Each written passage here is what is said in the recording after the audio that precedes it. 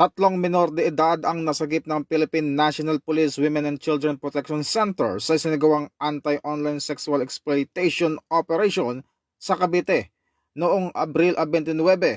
Dalawang suspect na kinilalang mga magulang ng mga bata ang naaresto sa operasyon na pinangunahan ng PNP Women and Children Protection Center kasama ang Anti-Cybercrime Group at lokal na otoridad. Ayon sa investigasyon, ginamit umano ang mga digital platform upang magsagawa ng online sexual exploitation kapalit ng pera.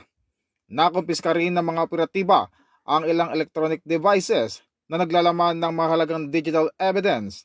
Naharap ang mga suspect sa kasong paglabag sa Anti-Online Sexual Abuse or Exploitation of Children and Anti-Child Abuse or Exploitation Materials Act of 2022 at Cybercrime Prevention Act of 2012.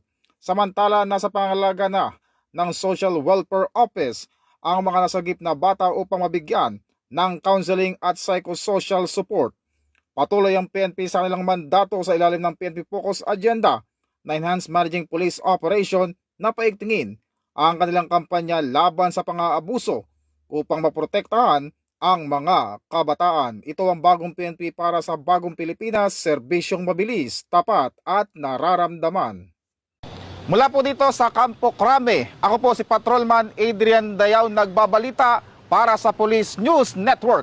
Alagad ng batas, tagataguyod ng balitang pulis at ito ang bagong PNP para sa bagong Pilipinas, serbisyong mabilis, tapat at nararamdaman.